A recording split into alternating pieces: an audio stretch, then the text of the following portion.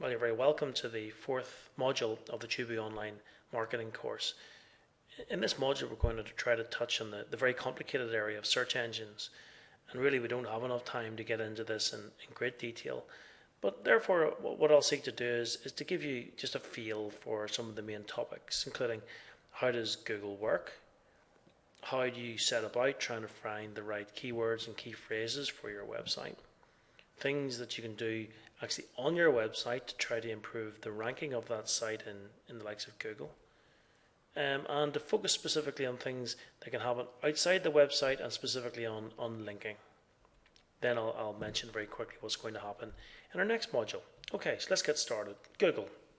Google represents the largest search engine by far. In fact, in January 2010, two-thirds of the searches that were conducted in the US were conducted by Google. So they were two-thirds of the 10 billion searches that were conducted. I think that highlights the importance of search engines in today's world. Google, very simply, this is a simplification, creates an index of all the web pages that are out on the internet from time to time. And they base that index on keywords that are held on those web pages. And they rank the web pages, and they've got a whole range of criteria for how they rank them. Google will rank on a range of criteria for your keywords and key phrases. First of all, prominence. Well, that is how prominent those key phrases are within the web page.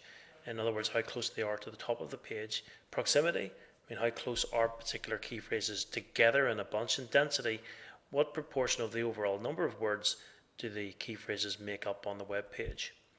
More technically, Google will pick up on the key phrases within the headings and the titles, the descriptions, and the image and document tags within the page. The other thing that Google prioritizes are the number of and quality of links back from other sites to your own site. We're going to cover that in a wee bit more detail in a few minutes' time. In the meantime, let's try to think about how you would set about trying to come up with relevant keywords. Now, as I'm sure you know, there are businesses that are set up specifically around this area of search engine optimization. These experts will spend a lot of time and charge a lot of money coming up with a strategy for how you're going to rank as high as possible on search engines. And coming up with keywords is a big part of the activity they'll be involved in. It's important when you're coming up with your keywords to think about how people will search for your product or service. Remember, people aren't sophisticated when it comes to typing into the search box on Google or Bing or one of the other search engines. They're not going to be very smart about how they go about that. So think about the sorts of search terms they would likely type in. Start off by producing about 100 keywords and key phrases. The best way to do that is to look at your competitor sites and try to pick the keywords and phrases off their site as best you can. Let me show you how you would go about doing that. Okay, so here we find ourselves on the homepage of Chooboo.com, and let's say I was for some reason setting up a website company in competition to Chooboo.com, and I wanted to see what keywords I was using on my website so I could maybe borrow them, let's say, from my own site. Well, I go to the web page, and you're able to find the page source that sits behind the web page by doing this. Now, this might look quite complicated on the face of it and a lot of code and so forth happening here. But what you need to look for is meta name keywords and content equals. And these are the keywords and key phrases that sit on this particular web page. I will admit that I have far from the right number of key phrases on this page.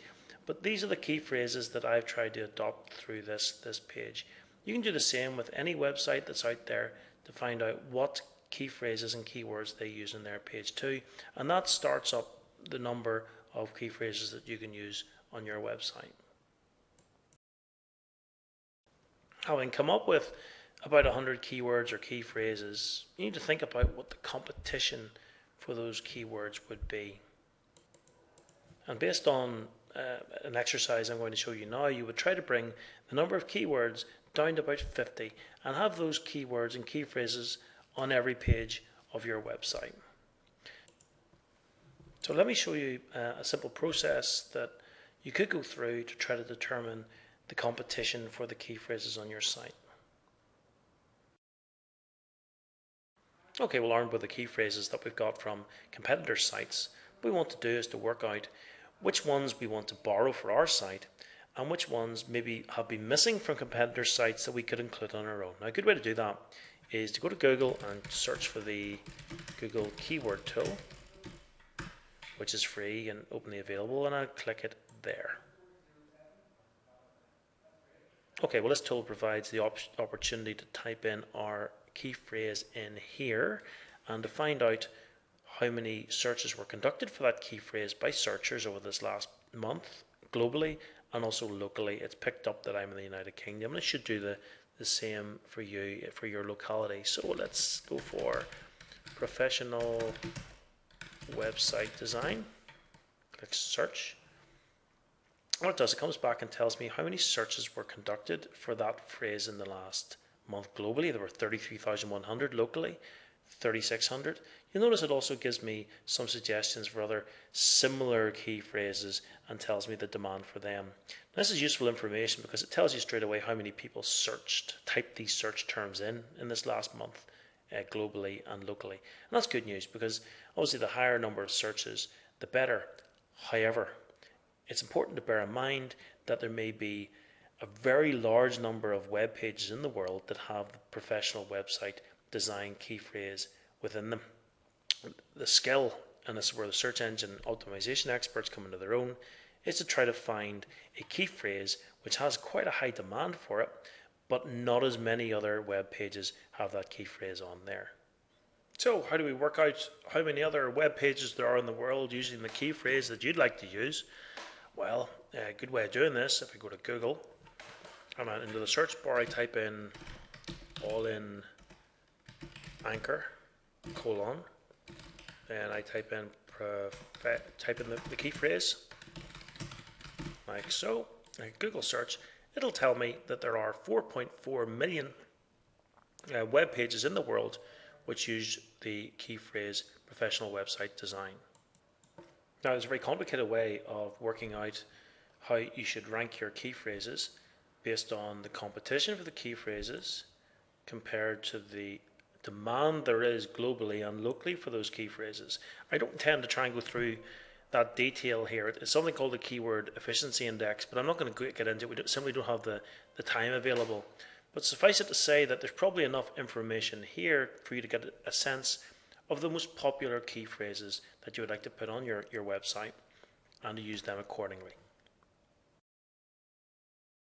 So back at the presentation, we have to watch out for something called keyword stuffing. So you have your key phrases there available to put onto your site in various different ways, but Google will be very wary of people who put the keywords on, really place them in every single line of your website, and that's called keyword stuffing. They give you minus points if you try to do that. So it's worthwhile to bear in mind that you should put those key phrases on in a sufficient quantity to be readable and understandable by the people who come to your website without it looking like you're simply trying to create a higher ranking within Google. We mentioned linking being important. Well, what that means is we want to create as many links as we possibly can from other people's web pages back to your website. That's one part of the story, is getting that number correct, but also the quality of the links are important too. Largely that means that the higher ranked the other web page is that is linked to yours, the more Google will place an importance on the quality of your own website. A great target to get links up onto our business directories. In an earlier tutorial I mentioned that Google Places is a fantastic directory to get listed on. There are a variety of other business directories out there that are free and some which are paid for, which can generate quite a significant amount of traffic to your website. So it's certainly worth looking into. It also would be useful to create links with complementary businesses. So that, for example, in website design, if we create a link with a printing company, then it would make sense then for us to be linked and for those links to go backwards and forwards, and that will help generate a higher ranking. In the next module, we're going to cover the whole area of email marketing, which is my favorite area of online marketing.